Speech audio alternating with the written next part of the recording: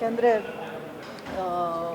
ಈಗ ಫಾಲೋವರ್ಸ್ ಇರಲಿ ಅಥವಾ ಪಕ್ಷ ಅಂತ ಇರಲಿ, ಅದರಲ್ಲಿ ಈಗ ಕ್ಲ್ಯಾಶಸ್ ಆಗೋದು ಅಥವಾ ಈ ರೀತಿಯ ಒಂದು ಘಟನೆಗಳಾಗೋದು ಸಹಜ. ಬಟ್ ಅದಕ್ಕೆ ಅಂತ ಒಬ್ಬರು ಪ್ರಾಣ ಕಳ್ಕೊಂಡಿರೋದು ನೋಡಿದ್ರೆ ಇಷ್ಟು ಮಟ್ಟಕ್ಕೆ ಹೋಗಬೇಕಾ? ನಾವು ಪಕ್ಷ ವಿರೋಧ ಅನ್ನೋದು ಇರುತ್ತೆ, ಒಂದೊಂದು ಪಕ್ಷಕ್ಕೆ ಒಂದು ಏನೇ ನಡೀತೆ ಈ ರೀತಿಯ ಒಂದು ಕ್ಲಾಶಸ್ ನಡೆಯೋದು ನಾವು ನೋಡ್ಕೊಂಡು ಬಂದಿದ್ದೀವಿ. ಮತ್ತು ಇದು ಆಗಬಾರ್ದು, ಈ ಮಟ್ಟಕ್ಕೆ ಒಂದು ಅದೇನಂತಾರೆ ಶತ್ರುತ್ವ ಅನ್ನೋದು ಈ ಲೆವೆಲ್ಗೆ ಹೋಗಬಾರ್ದು ಅನ್ನೋದು ನನ್ನ ಉದ್ದೇಶ.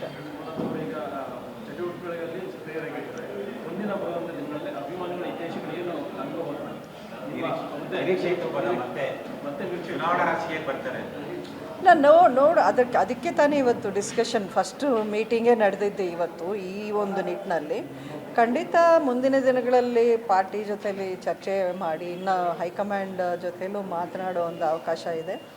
ಅವರು ಯಾವ ರೀತಿ ನಾನು ಈ ಮುಂದಿನ ಹೆಜ್ಜೆಗಳು ಹಾಕಬೇಕು ಅನ್ನೋದು ಒಂದು ಡೈರೆಕ್ಷನ್ ನನಗೂ ಬರುತ್ತಲ್ಲ ಪಾರ್ಟಿ ಹೈಕಮಾಂಡಿಂದ ಅಥವಾ ಸ್ಟೇಟ್ ಲೀಡರ್ಶಿಪ್ಪಿಂದ, ಅದರಂತೆ ನಾನು ನಡ್ಕೊತೀನಿ.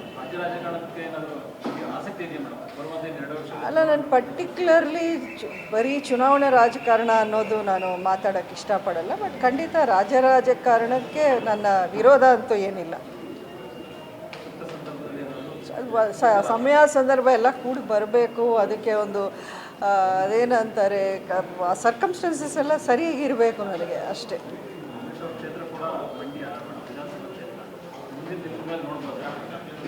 ಇಲ್ಲ, ಆ ರೀತಿ ಯಾವುದೊಂದು ಪರ್ಟಿಕ್ಯುಲರ್ ಕ್ಷೇತ್ರ ಅಂತನೋ ಅಷ್ಟು ಮಟ್ಟಕ್ಕೆ ನಾವು ಮಾತಾಡಿಲ್ಲ. ಈಗ ಜನರಲ್ ಡಿಸ್ಕಷನ್ ನಡೆದಿದೆ ಪಕ್ಷ ಸಂಘಟನೆ ಬಗ್ಗೆ.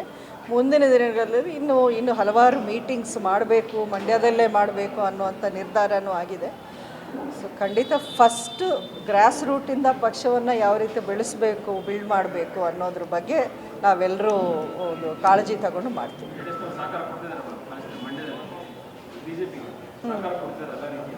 ಇಲ್ಲ, BJPಗೆ ಮೊದಲಕ್ಕಿಂತ ಖಂಡಿತ ಈಗ ಒಂದು ಫಾಲೋವರ್ಸ್ ಇರಲಿ ಅಥವಾ ನೀವು ವೋಟಿಂಗ್ ಪ್ಯಾಟರ್ನ್ ನೋಡಿದ್ರೂ ಕಳೆದ ಒಂದು ಎಲೆಕ್ಷನ್ಸ್ಗಳಲ್ಲಿ ಎಲ್ಲ ಚೆನ್ನಾಗಿ ಇಂಪ್ರೂವ್ ಆಗಿದೆ.